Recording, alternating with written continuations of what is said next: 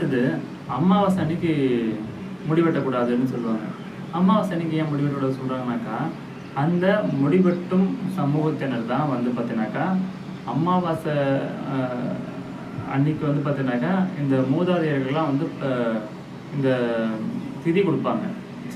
இந்த பித்ருக்கள்லாம் வந்து இந்த திதி, இந்த காரியம், இந்த மாதிரியான விஷயங்கள்லாம் அமாவாசை நாள் அன்னைக்கு செய்வாங்க. இந்த அமாவாசை நாள் அன்னைக்கு செய்யும்போது என்ன ஆகுனாக்கா, அவங்க வந்து பார்த்தீங்கன்னாக்கா இந்த தாடியெல்லாம் எடுத்துகிட்டு மீசெல்லாம் எடுப்பாங்க. சில பேர் மொட்டையை கூட அடிப்பாங்க.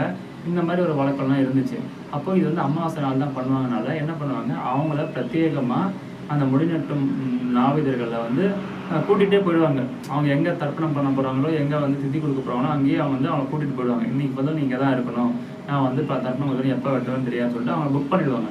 அப்போ என்ன ஆகுனாக்கா, அந்த நாள் அந்த அமாவாசை நாள் அன்னைக்கு அவர் சொன்னல கணத்திருமேட்லேயோ குளத்தாங்கரையிலையோ இல்லை மரத்தடியிலையோ வந்து முடி வெட்டுவார்னு சொல்லிட்டு அந்த இடத்துல மக்கள் போய் நிற்பார்.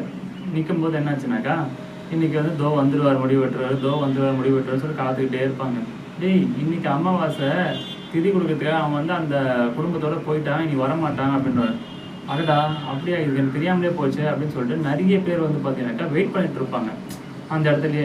அப்போ என்ன ஆகுனாக்கா, அவங்களுக்கு வந்து ஒரு புரிதல் வரணுன்றதுக்கு என்ன பண்ணாக்கா, அமாவாசை நாள் அன்றைக்கினாக்கா அந்த இடத்துக்கு வரமாட்டான், நம்ம இடத்துல போய் வேஸ்ட்டு, நம்ம நிற்கிறதுக்கு டைம் வேஸ்ட்டு, அதனால் வேணான்னு சொல்லிட்டு அவங்களே போகாமல் விட்டுருவாங்க.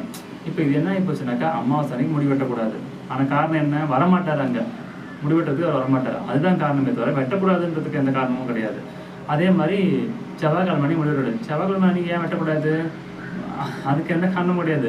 அன்றைக்கி அன்றைக்கி வந்து பார்த்தீங்கன்னாக்கா நேற்று தான் க்ளீன் பண்ண, இன்றைக்கி க்ளீன் பண்ணுறதுக்கு முடியாதுப்பா, பண்ணுறாங்க. அன்றைக்கும் முடி வெட்டலாம், ஆனால் வெட்டுறதுக்கு வந்து அங்கே வசதி இல்லை.